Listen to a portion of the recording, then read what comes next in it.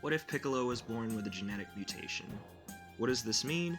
King Piccolo would have been struck harder in Dragon Ball by Goku, injuring him more severely, and due to this, he tries to use the rest of his energy that he has to make Piccolo Jr. more suited for battle, and in doing so, he allows him to be stronger at birth, and he's allowed to have Zenkais when he fights and gets injured like the Saiyans. Due to this, King Piccolo wasn't able to implant his memories into Piccolo Jr. before dying, and so because of this, when Piccolo Jr. actually hatches from the egg, he is born more neutral than evil. This also makes it to where King Piccolo wouldn't have the energy to have spit the egg as far as he did in the canon story in Dragon Ball, and so the egg is actually not very far from Goku where he is, and so they're actually able to take the egg.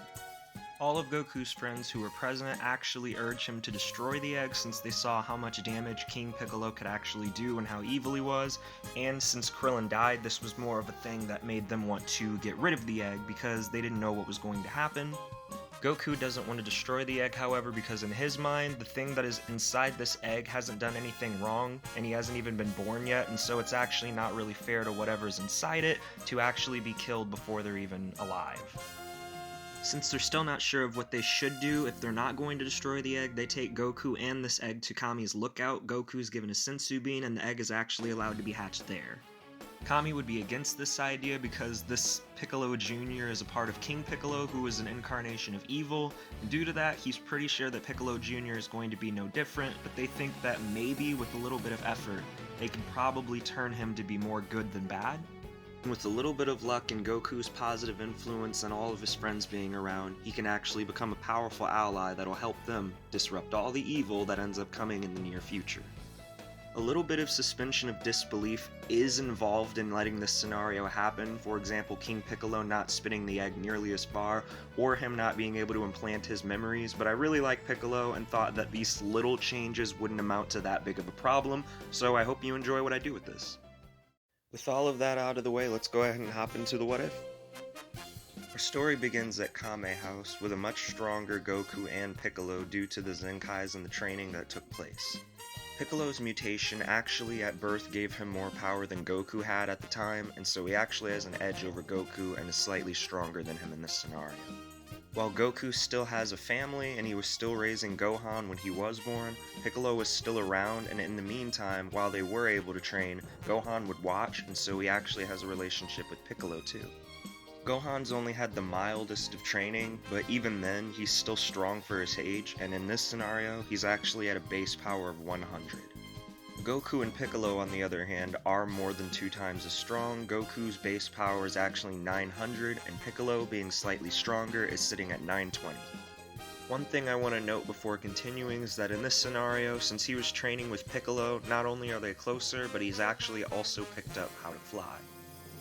With Piccolo already there with Goku, our story continues from here with Raditz arriving like in canon. Raditz grabs Gohan, Goku and Piccolo go after Raditz, and then their fight starts. Since Goku and Piccolo are already friends and they've trained together, they actually stand a better chance against Raditz than they did in the original story because their teamwork is actually way better. Despite their far better teamwork, Raditz is still able to back them into a corner by going into Zuzaru form, and Piccolo and Goku aren't really sure what they're going to do. Raditz is just too powerful for the pair to handle, and Goku ends up getting crushed, and this makes Piccolo furious.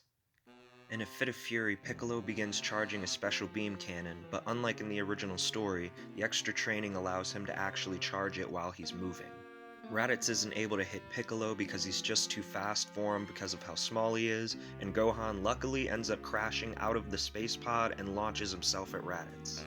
Gohan is unfortunately smacked away, but he does take Raditz's attention off of Piccolo, and this gives Piccolo enough time to launch the special beam cannon right at his heart. Raditz never told them about the other 2 Saiyans that would be coming to the Earth, and so because of this, they're actually completely unaware, and Goku's body is taken. Gohan is knocked out, but when he awakes, he's devastated to find out that his father is dead. Goku goes to King Kai's planet just like in canon, and Piccolo finds out that he'll actually be able to be brought back to life, and Gohan is elated. Goku promises that he'll be back in 1 year, and he'll be able to see his son and his wife and best friend again. Since Piccolo is already friends with Goku and Gohan, I just imagine that he would be friends with Krillin, Yamcha, Tien, and Chaozu given that he talked to them.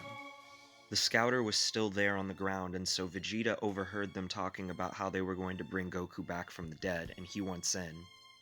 Vegeta wants to use the Dragon Balls to get immortality so he can defeat Frieza, and so he heads to Earth with Nappa.